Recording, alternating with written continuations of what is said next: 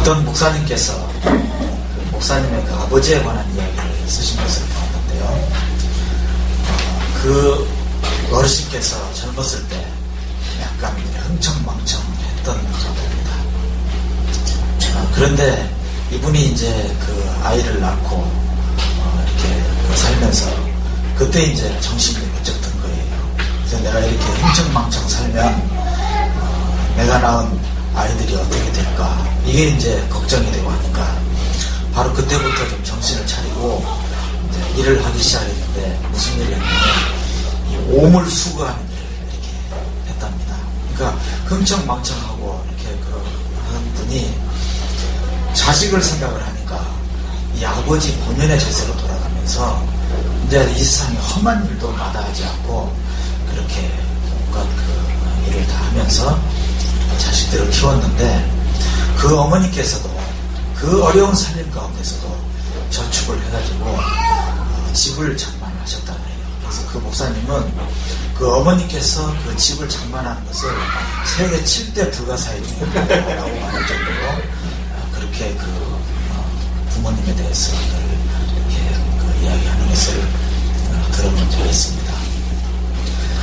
제가 한 10수년 전에 그 아버지 학교라는 데 가서 훈련을 받은 적이 있어요. 5주 코스예요. 그런데 토요일날 오후면은 이제 모여서 한 4-6시간 정도 어떻게 하면 정말 성경적인 그런 아버지의 그 역할을 잘 할 수 있을 것인가, 이런 것에 대해서 강의도 듣고 또 토론도 하고 그런 그 시간이었어요. 그런데 그 아버지 학교의 그 표어가 뭐냐면은 주님, 제가 아버지입니다 라는 거예요. 근데 그 행사를 시작할 때 다 일어서가지고 가슴에다 손을 얹고 주님, 제가 아버지입니다, 이런 말을 몇 번씩 하는데 정말 가슴이 찡해지는 거 있죠. 그리고 거기에서 많은 그 아버지들이 막 울어요. 주님, 제가 아버지. 그때 참 또 저희 그 둘째 아이가 이렇게 그 써준 편지를 이렇게 보면서 제가 많이 그때 울기도 하고 그런 적이 있었습니다. 그런데 오늘 말씀에 보면 11절에 하늘에 계신 아버지라고 그렇게 그 표현이 되어 있습니다. 예수님께서는 하나님을 하나님이라고 하는 그런 어떤 칭호도 쓰신 적이 있지만 주로 아버지라고 하는 그런 칭호를 많이 쓰셨어요. 아마 그 시대에 하나님께 이런 칭호를 쓴다라고 하는 것은 너무나도 정말 획기적이고 정말 이해하기 힘든 어떤 그러한 그 칭호였다는 생각을 해보게 됩니다. 주님께서 제자들에게 기도를 가르쳐 주실 때도 하늘에 계신 우리 아버지, 그래서 아버지라고 그렇게 부르도록 가르쳐 주셨어요. 그런데 성경에 이렇게 표현하고 있는 아버지라고 하는 말은 비단 남성으로서의 아버지만을 말하는 것은 아닐 것입니다. 아마 부모님을 상징하는 그런 의미로 이렇게 표현이 됐다고 생각이 됩니다. 보통 사람 하면 the man 할 때 남자라는 뜻도 있지만은 사람이라고 하는 뜻을 가지고 있는 것처럼 아버지 할 때는 정말 부모님과 같은 그런 분으로서의 하나님을 표현하는 그런 단어라고 생각이 됩니다. 흔히 요즘 젊은이들이 이제 약자를 많이 쓰죠. 예를 들면 뭐 우생순 뭐 이런 식으로 해서 이제 약자를 쓰는데, 여러분 돌탕 하면 무슨 말인지 혹시 아세요? 돌로 만든 탕이 아니고요, 돌아온 탕자에 관한 이야기를 돌탕이라고 이야기를 합니다. 그리고 엄마 아빠를 약칭을 해가지고 엄빠라고도 이야기를 하죠. 요즘 젊은이들은 참 언어가 재밌어요. 그런데 제가 이제 이 돌탕에 관한 이야기를 잠깐 하려고 하는데요, 이 돌아온 탕자의 그 비유를 렘브란트가 그림으로 그렸어요. 그래서 그 돌아온 탕자를 이렇게 안고 있는 그 그림인데, 그 그림에 보면 한 손은 남자의 손이고 한 손은 엄마의 손을 이렇게 그려놨어요. 그래서 아마 렘브란트는 하나님을 표현할 때 어머니와 아버지, 그런 부모님의 마음을 가지고 가진 그런 분으로 그렇게 소위 말해 엄빠로 이렇게 표현을 하고자 했던 것이죠. 그렇다면 하나님께서는 우리가 이 세상에서 어떤 자세를 가지고 살아가기를 원하시는가, 그 점을 좀 생각해 보고자 합니다. 7절에 보면은 구하라, 찾으라, 문을 두드리라, 이렇게 요구하고 계십니다.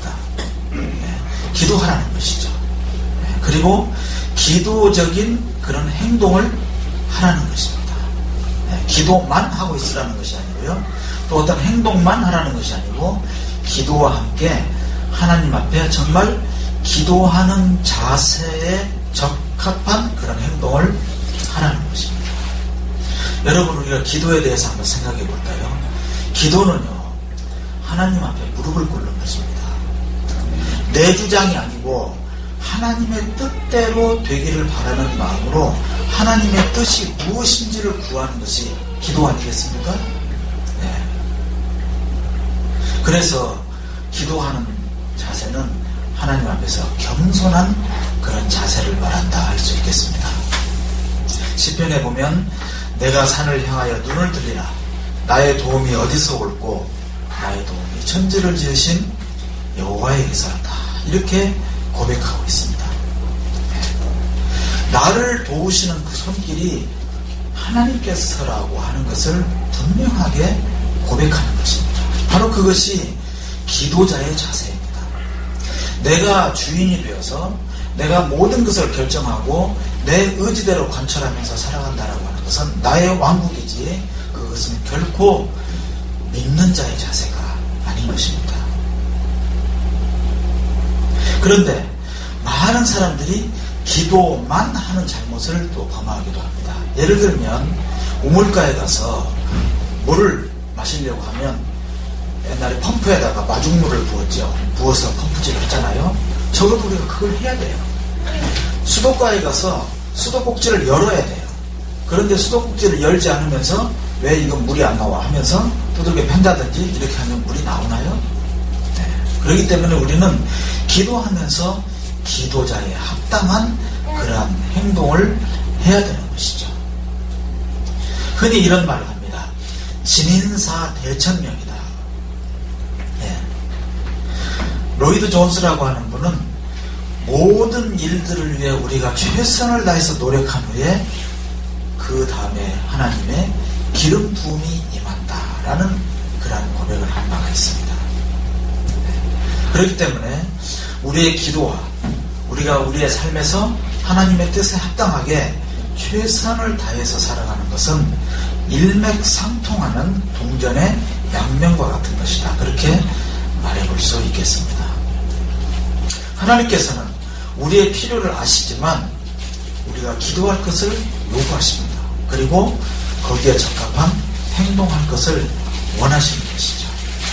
그래서 시편 기자는 이렇게 읊었습니다. 눈물의 씨를 뿌리는 자는 기쁨으로 단을 거둘 것이다. 정말 우리가 눈물의 그런 씨를 뿌리고 기쁨의 단을 거둔다라고 하는 것이죠. 제가 존경하는 어떤 그 교수님이 참 제가 고대학 다닐 때 그 강의를 너무너무 참 잘하셨어요. 근데 이분이 이제 아주 그 뒤늦게 그 신앙생활을 하시게 됐고, 그리고 네팔에 가서 이제 선교사로서 사역을 하시다가 지금 이제 캐나다에서 선교사역을 하시는데, 이분이 공부를 굉장히 잘했어요. 공부를 잘했는데 공부를 어떻게 하면 그렇게 잘할 수 있는가, 그 비결을 물었더니 딱 두 가지를 이야기하더라고요. 공부가 안 되면 될 때까지 공부를 할 것. 우리는 공부가 안 되면 막 바람을 쐰다든지 뭐 이렇게 하잖아요, 그죠? 근데 공부가 안 되면 될 때까지 앉아서 공부를 하라는 거예요. 그 다음에 공부가 되면 되니까 공부를 하라는 거예요. 네.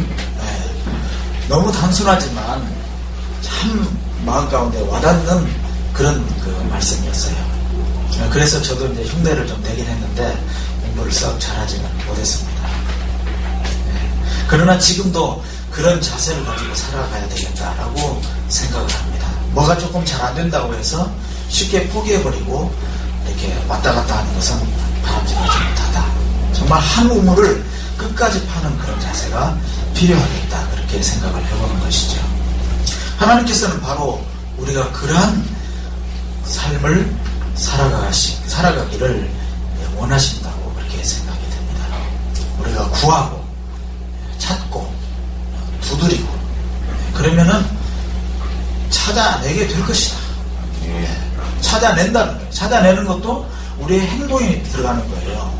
그냥 하나님께서 무조건 주신다가 아니고 우리가 찾으려고 할 때 찾아내게 된다라고 하는 그런 말씀인 것이죠. 그렇다면 우리가 이 세상에서 살아갈 때 무엇을 구하면서 살아가야 하겠습니까? 이것이 참 중요한 문제라고 생각이 됩니다. 이 기도의 차원의 문제입니다. 우리가 무엇을 위해서 살아가야 하느냐, 이 문제입니다. 가령 우리가 대통령을 면담하게 될 기회가 있다고 한번 생각을 해보십시다. 근데 대통령한테 뭔가 어떤 요구사항을 이야기할 수 있지 않겠어요? 그런데 그 대통령 앞에서 대통령님, 제가요 그 명품 가방이 하나 필요한데 그 가방 하나 주시겠어요? 그렇게 말하실 분 여기 있습니까? 그건 아니죠. 그죠? 그런 식으로 이야기하면 좀 잘못된 사람이죠. 대통령을 만난 자리에서는 지금 제가 살고 있는 이 지역에 이런 문제가 있습니다. 이것을 관계부처에 잘 말씀해 주셔서 이것을 해결해 주십시오. 한다든지, 지금 복지정책에 이런 점에 문제가 있는데 이것을 좀 이렇게 고쳐주시면 좋겠습니다. 라고 한다든지, 이 나라의 교육이 너무나 지금 이렇게 문제가 많은데 이것을 어떻게 좀 잘 해결할 수 있도록 위원회를 좀 만들어서 해보신다든지, 이런 법을 만들어 보신다든지, 이렇게 말을 해야 되지 않겠습니까? 우리가 하나님 앞에서 기도할 때 바로 그런 자세를 가지고 기도해야 된다고 생각합니다. 우리가 하나님 앞에 기도할 때 정말 잡동사니 우편물과 같은 그런 기도로 시간을 낭비하고 있지는 않습니까? 하나님께서는 무엇을 원하시겠습니까? 어떤 천사가 꿈에 나타나가지고 내가 당신한테 3가지 금 중에 하나를 선택할 수 있도록 할 테니까 하면서 이렇게 제의를 했어요. 그 3가지 금은 뭐였냐면, 첫째는 황금이었어요. 그리고 둘째는 소금이었어요. 그리고 셋째는 지금이었어요. 지금. 그 셋 중에 선택을 하라고 하니까 이 사람이 비몽사몽간에 먼저 금을 선택하고 싶은 거예요. 네. 그런데 이 금만 가지고 안 되는 게 있다는 생각이 들어서 또 생각해보니 소금도 굉장히 귀한데, 근데 소금보다 더 귀한 게 뭘까? 그래서 지금이라고 하는 이 시간, 이것을 달라고 해야 되겠다 해서 그것을 선택했다라고 하는 그런 이야기가 있습니다. 우리가 무엇을 구하면서 살아갈 것인가? 주님께서는 너희는 먼저 그의 나라와 그의 의를 구하라고 그렇게 말씀하셨어요. 우리가 기도할 때 정말 정직을 위해서 기도할 수 없을까요? 내가 좀 더 하나님과 사람 앞에 정직하고 양심적인 그런 인격을 가진 사람이 되게 해주십시오. 좀 더 다른 사람한테 관대해질 수 있도록 그렇게 기도할 수 없을까요? 좀 더 의로운 삶을 위해서, 좀 더 신뢰를 하면서 또 내가 신뢰받는 사람이 될 수 있도록, 좀 더 사랑을 베푸는 사람이, 또 어떤 깊은 믿음을 가질 수 있도록, 하나님의 말씀에 대해서 깊은 깨달음을 가질 수 있도록, 이런 차원의 것들을 우리가 구하면서 살아가면 얼마나 좋을까요? 그렇다면 이러한 기도를 통해서 응답을 받는다면 여기에 우리의 삶의 모든 문제가 해결이 된다고 봅니다. 사실은요, 신앙이 깊은 사람들은 되게 건강해요. 왜냐하면 자기 관리를 잘하거든요. 네. 신앙심이 시원치 않은 사람이 밤새도록 노름도 하고 술도 마시고 경우에 따라서는 뭐 마약 비슷한 것도 하고 아주 자기를 남용하잖아요. 이렇게 해서 건강을 지키지 못하는 경우가 얼마나 많습니까? 또 신앙심이 깊은 사람들이 많이 모여있는 사회일수록 대체적으로 좀 부유하다라고 하는 그러한 사회학자의 분석도 있습니다. 왜냐하면 근면하고 검소하고 성실하게 열심히 살아가기 때문에 그렇게 됐다는 것이죠. 그렇다면 우리는 어떻게 살아가야 할 것인가? 이 문제입니다. 사실 우리가 어떻게 살아가야 할 것인가? 이 문제는 문제예요. 네. 철학에서 어떤 답을 주려고도 하고요. 어떤 인문학에서도 답을 주려고도 하고 하지만은 그러나 이 답은 참 쉽지 않은 것 같습니다. 혹시 우리 성도님들은 여기에 대한 분명한 답을 갖고 계십니까? 만약에 답을 갖고 계신다면 제가 정말 존경하겠습니다. 요즘 이 시대에는요, 너무나 혼동스럽게 하고 방황하는 시대예요.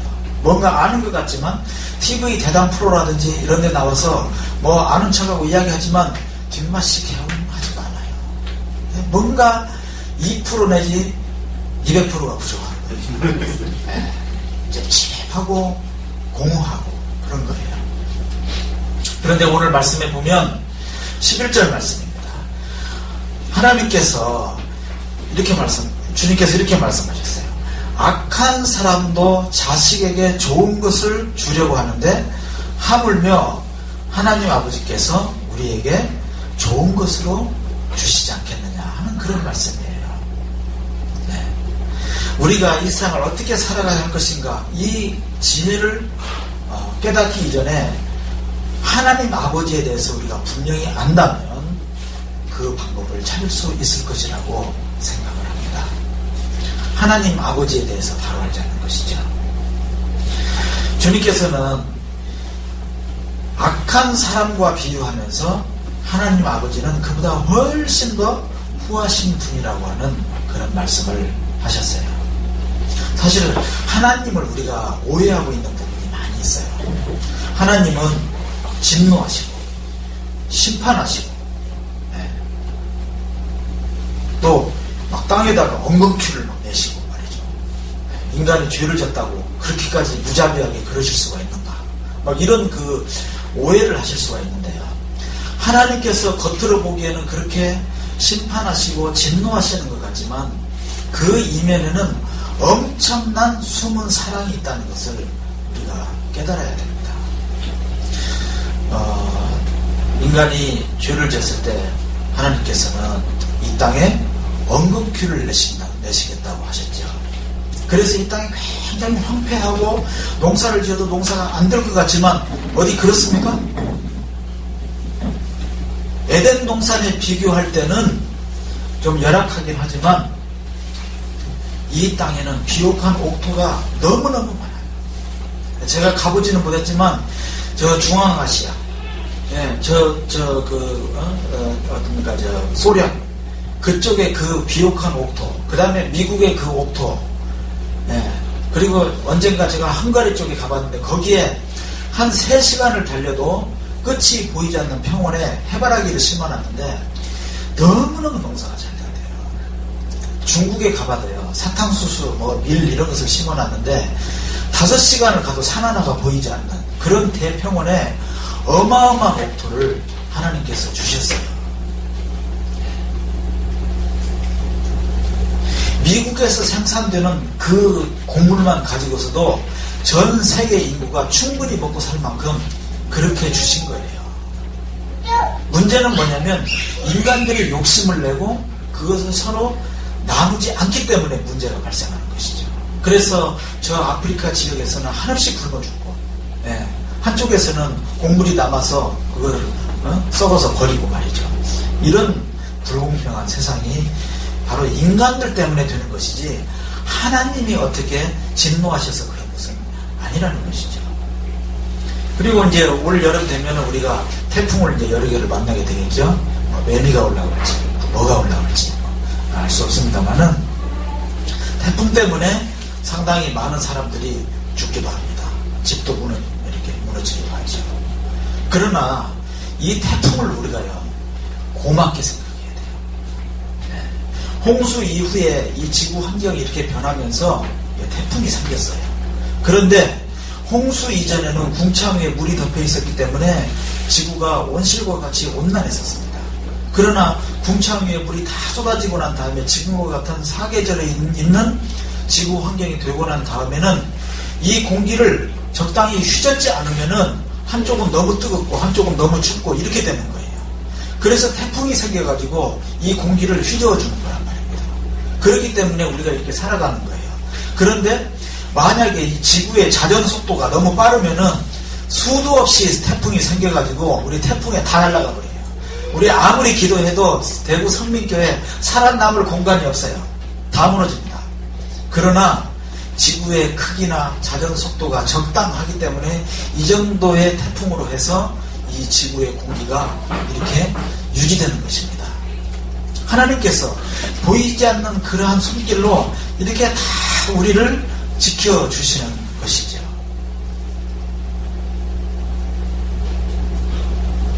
주님께서는 포도원 주인의 그 비유를 한번 하시면서 포도원을 만들어 놓고 그 결실을 거두기 위해서 내가 내 종들을 이렇게 보냈는데 또 그 종들을 자꾸 그 포도원의 그 농부들이 거절하고 핍박하고 죽이기도 하고 하는데 그런 그 비유를 하시면서 내가 종들을 보냈다가 안 되면 또 종을 보내고 안 되면 마지막에는 아들을 보내어서까지 내가 그렇게 하겠다 이렇게 하시면서 끝까지 포기하시지 않고 우리를 구원하시기 위한 그런 사랑을 보여주셨습니다. 결코 포기하지 않으시는 분이시죠. 우리가 이 세상을 살아가면서 보면은 이 세상이 뭔가 잠깐은 이렇게 정의가 패배하고 오히려 악한 그런 세력들이 더 흥황하는 것 같은 그런 착각에 빠지기도 합니다. 그러나 비록 태풍이 있고 가뭄이 있고 흉년도 있고 그러긴 합니다만은 전체적으로 볼 때는 하나님의 그 섭리와 하나님의 통치가 항상 그대로 관철된다는 것을 우리가 알아야만 합니다. 인과응보적인 그러한 진리가 잠시는 히틀러라든지 혹은 김정은이라든지 이런 사람들에 의해서 약간 흐트러지는 것 같지만은 그러나 하나님께서 세워놓으신 그 진리는 그대로 유지되고 마지막 최후의 심판 때는 그것이 완전하게 성취된다고 하는 것이죠. 우리가 보통 하나님의 심판하면 막 무섭고 막 두렵고 이런 쪽으로만 생각하지만요. 저는 심판을 기다려요. 왜 기다리는 줄 압니까? 심판은요 또 다른 사랑의 표현입니다. 제가 지금 미치지 않았습니다.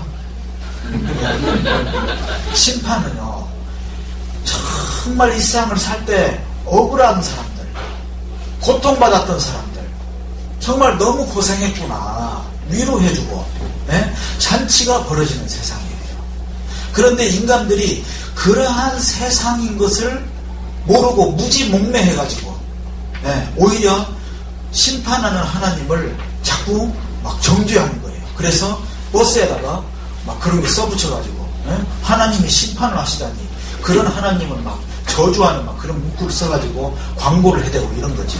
깊이 들어가면요 그 심판은 정말 인과응보적인 이 세상에서 하나님의 뜻에 합당하게 올바로 살려고 애쓴 그런 하나님의 자녀들을 한없이 위로해 주시고 그 눈물을 닦아주시는 그러한 축제적인 사건이라고 하는 것입니다. 네. 우리가 그 심판을 두려워할 게 뭐 있습니까?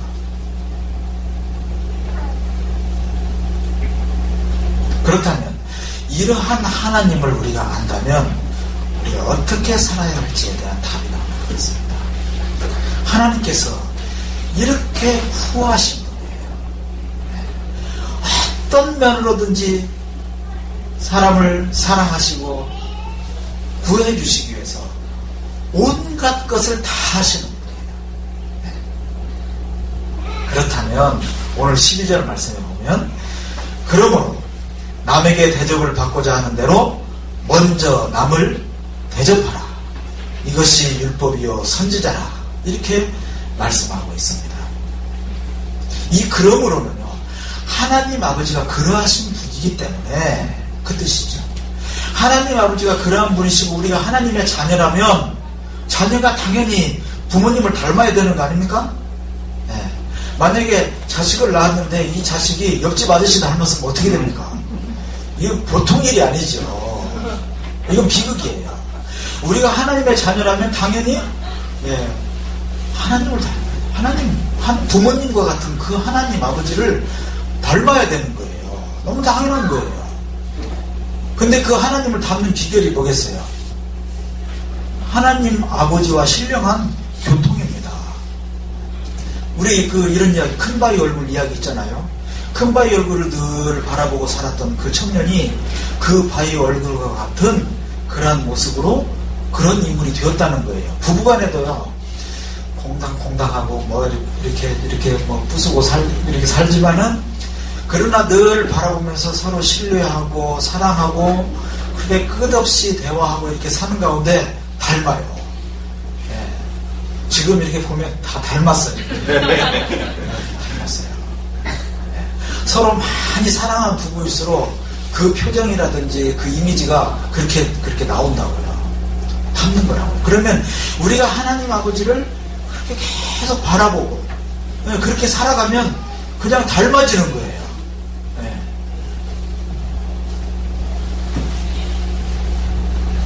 그래서 그렇게 하나님을 닮을 때 우리의 삶이 어떻게 변화가 되냐면은, 내가 그렇게 인색하고 나만 생각하고, 예, 명품 가방 하나 달라고 떼를 쓰던 그런 사람이 이제는 차원이 달라지는 거예요.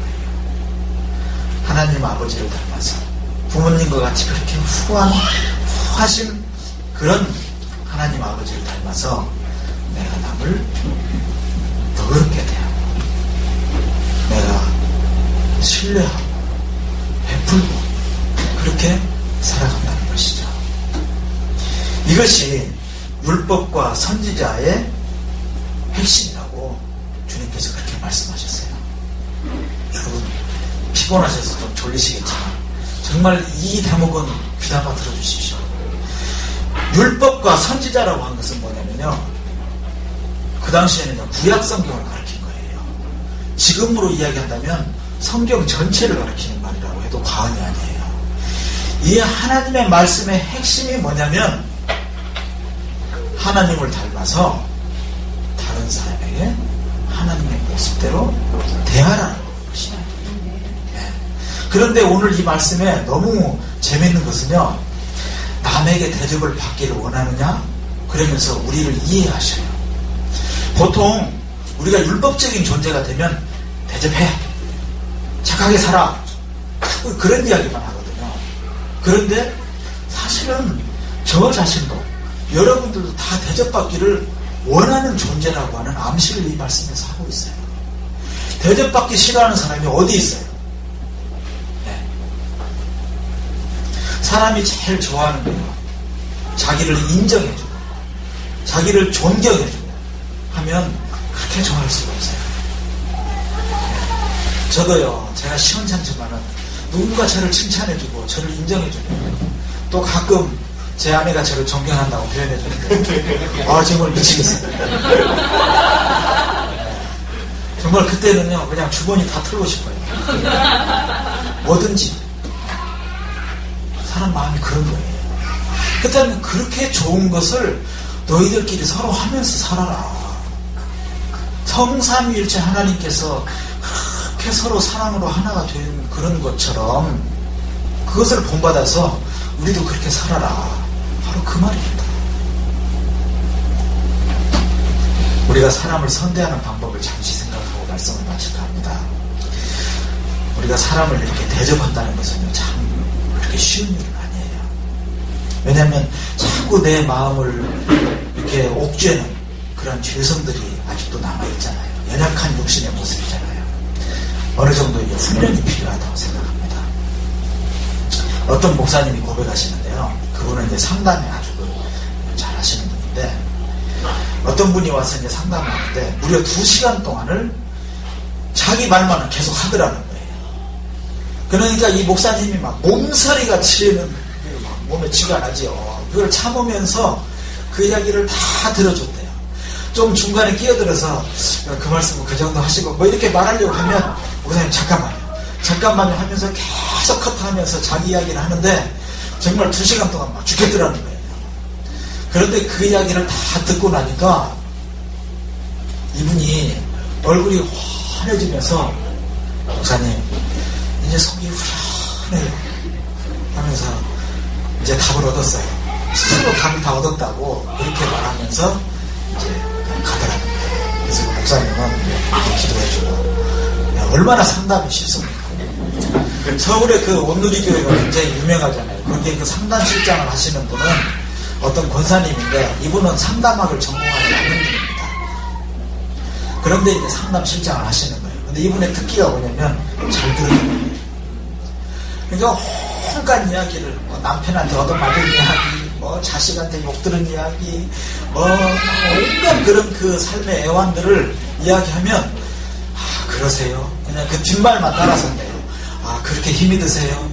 정말 너무너무 괴로워 죽겠어요. 괴로워 죽겠어요? 그러시군요. 그 뒷말만 그렇게 따라서. 미치겠다 그러면, 그것 때문에 정말 미칠 지경이시군요. 이렇게만 따라서 하는 거예요. 뒷말만 따라서 하는 거예요. 그렇게 하면서 이야기를 쭉 들어주니까 너무너무 이제 속이 이렇게 시원해지면서 해답을 얻는다는 거예요. 그래서 그 말을 들어주는 것이 중요합니다. 그분이 어떤 힘든 이야기를 할 때, 나를 이렇게 부부 사이에도 막 나를 꾸짖는 이야기를 할 때 뭔가 나에 대한 그런 불만이 있기 때문에 그런 거거든요. 그러면 잠시 참고 그 이야기를 들어주고, 그래? 거칠애가 아니고 진정으로, 진정성을 가지고 그렇게 들어주면 바로 문제가 이렇게 해결이 되는 것이죠. 어떤 교수님의 이야기를 소개하고 마칠까 합니다. 이분은 이제 철학을 전공하신 분인데, 좀 생활 스타일이 조금 이렇게 달라요. 그분 그 집 앞에 과일 가게가 있는데, 이분은 과일을 살 때 좀 상한 거 좀 산대요. 보통 이렇게 옛날에 보면 이렇게 사과 박스에 위에는 이렇게 좀 붉은 거를 놓고 밑에는 좀 시원찮은 걸 놓고 이렇게 해서 막 좀 약간 속여가면서 팔고 그러지 않습니까? 근데 이분은 이제 해적해적거려가지고 그 밑에 있는 좀 멍든 거, 상한 거, 이것을 똑같은 가격을 주고 산다는 거예요. 그러니까 이제 그 과일가게 아주머니가, 그 선생님은 왜 그렇게 하시나요? 이렇게 물으니까 이분의 답이, 이 과일은 아무도 안 사가잖아요. 이거를 내가 사주면 아주머니가 많은 거잖아요. 이게 못 먹을 게 아니기 때문에 사갑니다. 이렇게 하더라는 거예요. 몇 번 그렇게 했어요. 했는데 이분이 이제 초상이 났어요. 어머니가 돌아가셨어요. 돌아가셨는데 이 초상집에 이 과일 가게에서 과일을 막 어마어마하게 가지고 온 거예요. 네. 그러면서 이제 이 교수님에 대한 칭찬을 하는데, 이 교수님이 이런 분이시라고. 네. 여태까지 이런 분을 만나본 적이 없다고. 네. 그리고 그분은 이제 지금 신학을 공부해서 목회를 하고 계시는데, 또 경영대학에서 철학도 이제 교수로서 가르치고 계시고 그런 분이신데, 참 제가 그 이야기를 듣고 깊은 감동을 받았어요. 그게 쉽지 않습니다. 저도 당장 시장에 가서 뭘 하나 사면 해적거립니다.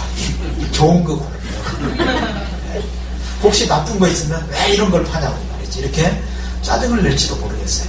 그런데 우리가 그리스도인이라면 말로써 전도하기 이전에 좀 더 우리의 삶이 좀 더 역설적으로 바뀌어야 되지 않을까요? 네. 우리가 조금 기스난 사과를 먹는다고 해서 우리가 병이 드나요? 우리가 엄청나게 손해가 나나요? 저는요, 하늘의 재물을 쌓아두는 것이 바로 그거라고 생각합니다. 네, 우리가 약간 손해보면서 우리 주변에게 이렇게 사랑으로 선하게 대해주는 것, 이것이 얼마나 귀한 일입니까? 그래서 예수 믿는 사람들은 역시 지나가고 나면 그 지나간 자리가 향기롭다, 그 지나간 자리가 아름답다, 이런 모습을 보일 때 우리 한국교회가 다시 일어날 수 있고, 우리 성민교회도 주님의 몸된 교회로서 제 역할을 할 수 있지 않겠습니까? 우리가 혹시 상처를 받았다면 정말 따뜻한 말, 위로해주는 그런 말, 그 마음을 이해해주는 그런 말, 그런 마음, 그것으로서 상처가 다 치유가 되지 않겠습니까? 그래서 요한일서 3장 18절에 보면 이렇게 부탁하고 있습니다.